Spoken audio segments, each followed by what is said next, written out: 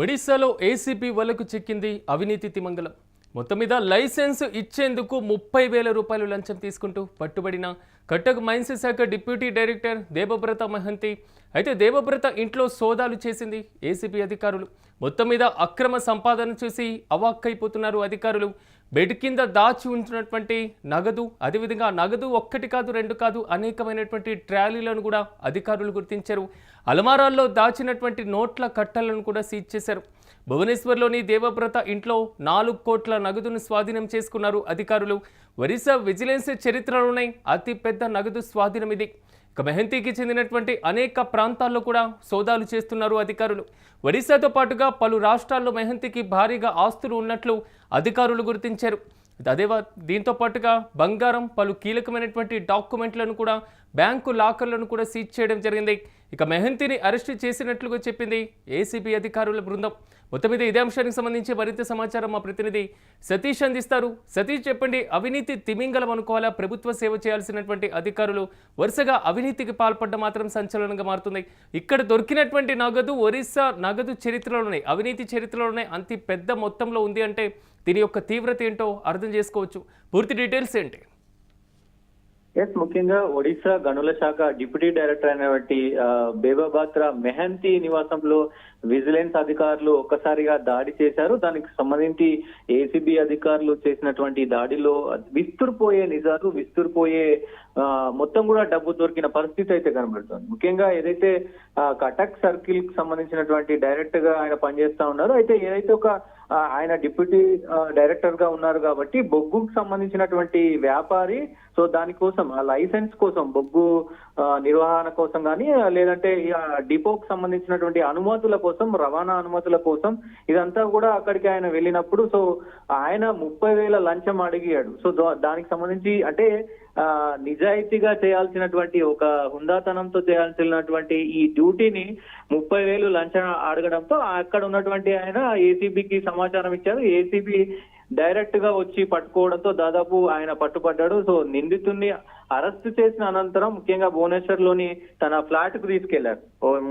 ముఖ్యంగా ఫ్లాట్ లో భద్రక్ సంబంధించినటువంటి ఫ్లాట్ అది. సో కటక్ లో ఇంకా ఇతర ప్రాంతాల్లో కూడా ఆయనకు సంబంధించినటువంటి దాదాపు మొత్తం కూడా ఆయనకు సంబంధించినటువంటి అన్ని ప్లేసులలో కూడా సో దాడులు నిర్వహించారు. ఒక్కసారిగా అంటే ఒకే సమయంలో మొత్తం కూడా ఈ దాడులు నిర్వహించారు. ట్రాలీ బ్యాగులు, అలాగే ఆర్మాలాలు మొత్తం కూడా వెతికారు. దాదాపు 4,000 కోట్లకు పై చిలుకు, అంటే 4,027 లక్షలు అయితే ప్రస్తుతానికైతే దొరికిన పరిస్థితి ఉంది. సో దానికి సంబంధించి ప్రస్తుతం ఇది మొత్తం ఒడిశా ఈ ఏసీబీ దాడుల్లో, ఒరిస్సాకు సంబంధించినటువంటి ఏసీబీ దాడుల్లో ఇంత మొత్తంలో అంటే నగదు దొరకడం ఇదే ప్రప్రదం అని చెప్తా ఉన్నారు. ఒక్కసారిగా ఏసీబీ అధికారులు కూడా ప్రస్తుతం షాక్ అయిన పరిస్థితి అయితే కనపడుతుంది. దాంతో పాటుగా ముఖ్యంగా ఆ కార్యాలయానికి సంబంధించి 1,20,000కి సంబంధించి అమౌంట్ కూడా పట్టుకున్నారు. దాంతో పాటు ఒక 130 తులాల బంగారు ఆభరణాలతో పాటు ఆయనకు సంబంధించినటువంటి భువనేశ్వర్ లోని పహాలలో దాదాపు 24,000 చదరపు అడుగుల 2 అంతస్తుల భవనం ఉందని కూడా గుర్తించారు. ఇదంతా కూడా ప్రస్తుతం ఈ రాష్ట్ర చరిత్రలోనే ఇట్లాంటిది దొరకడం చరిత్ర అని చెప్తున్న పరిస్థితి కనబడుతుంది. సో ఈయన ముఖ్యంగా సతీష్, ఇంకా సోదాలు కొనసాగుతూనే ఉన్నాయో? ముందు అధికారికి సంబంధించి జాబ్ నుండి తొలగించడం, సస్పెండ్ చేయడం అలాంటి చర్యలు తీసుకుందాం ఒడిశా రాష్ట్ర ప్రభుత్వం. డెఫినెట్ గా ప్రస్తుతానికైతే ఇంకా సోదాలు నిర్వహిస్తా ఉన్నారు. ఏదైతే ఆయనకు సంబంధించినటువంటి ఈ 4,27 లక్షలతో పాటు డాక్యుమెంట్లు కూడా పెద్ద ఎత్తున దొరుకుతా ఉన్నాయి. డాక్యుమెంట్లకు సంబంధించి అలాగే భువనేశ్వర్ కు శివార్లోని పహాలాలో సుమారు ఏదైతే 2,400 చదరపు గజాల వైశాల్యం గల 2 అంతస్తుల భవనం కావచ్చు. అలాగే ముఖ్యంగా సోదాల్లో 15 సేవింగ్ అకౌంట్స్, బ్యాంకు ఖాతాలు దొరికినాయి. దాంతో పాటు 20 మ్యూచువల్ ఫండ్ కు సంబంధించినటువంటి ఖాతాలు దొరికినాయి. సో వీటన్నిటిని కూడా విజిలెన్స్ అధికారులు ప్రస్తుతానికి స్వాధీనం చేసుకున్నారు. ముఖ్యంగా ఆయన దాదాపు 2004 నుంచి ఈ వర్క్ చేస్తా ఉన్నారు. ఈ వర్క్ లో ఆయన జీతం వచ్చేసి స్టార్టింగ్ 2004లో 8,000 వరకు ఉంది. ప్రస్తుతం 8,000 జీతంతో స్టార్ట్ చేసినటువంటి ఆయన కెరియర్ దాదాపు 21 ఏళ్ల సర్వీసులో ఎన్ని కోట్లు సంపాదించాడు, ఎంత అక్రమంగా సంపాదించాడు, చిన్న చిన్న పర్మిషన్ల కోసమే 30,000 లంచం తీసుకుంటూ మరి ఇలా పట్టుబడ్డాడు కాబట్టి సో మరి ఇంకా మొత్తం కూడా వెతుకుతా ఉన్నారు ఏసీపీ అధికారులు. ఇట్లాంటి చిన్న పర్మిషన్ లీగల్ గా ఇచ్చేటువంటి పర్మిషన్ కోసమే 30,000 తీసుకుంటే ఇంకా కొన్ని అన్అఫీషియల్ గా చేసేటువంటి కార్యక్రమాల్లో మరి ఎంత అక్రమాలకు పాల్పడ్డాడు అనే కోణంలో కూడా ఒకవైపు ఈ అవినీతి నిరోధక చట్టం కింద కేసు అయితే ప్రస్తుతం నమోదు చేసినప్పటికీ ఇంకా అన్ని కోణాల్లో కూడా వాళ్ళ బంధువులకు సంబంధించినటువంటి ఇళ్లలో వాళ్ళకి సంబంధించినట్టు వాళ్ళ వైపుకు సంబంధించినటువంటి అన్ని కూడా ప్రస్తుతానికి అయితే ఏసీపీ అధికారులు దాడులు చేస్తా ఉన్నారు. పెద్ద ఎత్తున ఆదాయానికి మించిన ఆస్తులు ఉన్నాయని అయితే ప్రస్తుతం తెలుస్తా ఉంది. సో ఇంకా ఎంత డబ్బు, ఇంకా మరి ఎన్ని ఆస్తులు, ఇంకా ఎన్ని డాక్యుమెంట్లు బయటపడతాయి అనేది కూడా ప్రస్తుతానికి చర్చనీయాంశంగా మారింది. అంటే మొత్తం కూడా ఒరిస్సాకు సంబంధించి ఏదైతే ఈ చరిత్రలోనే ఇది ఏసీబీ దాడులు జరిగినటువంటి చరిత్రలోనే మొట్టమొదటిసారిగా ఒకే వ్యక్తి దగ్గర దాదాపు ఇంత మొత్తంలో 4 కోట్ల పైచిలకు డబ్బు దొరకడం ఈ రాష్ట్రంలోనే తొలిసారిగా అయితే ఏసీబీ అధికారులు చెప్తా ఉన్నారు. సో ఇలాంటి తిమింగలాలు చేయబట్టే అంటే సాధారణ ప్రజలు కూడా సో మరి పనులు చేసుకోవాలంటే ఎంత ఇబ్బంది పడుతున్నారో చూడొచ్చు Siraj. Right Satish, thank you.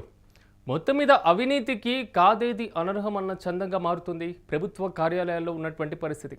తాజాగా ఒరిస్సాలో ఏసీపీ వలకు చిక్కింది ఇలాంటి ఒక అవినీతి తిమింగలం. మరి ముఖ్యంగా లైసెన్స్ ఇచ్చేందుకు 30,000 రూపాయలు లంచం తీసుకుంటూ పట్టుబడ్డారు కటక్ మైన్స్ శాఖ డిప్యూటీ డైరెక్టర్ దేబవ్రత మహంతి.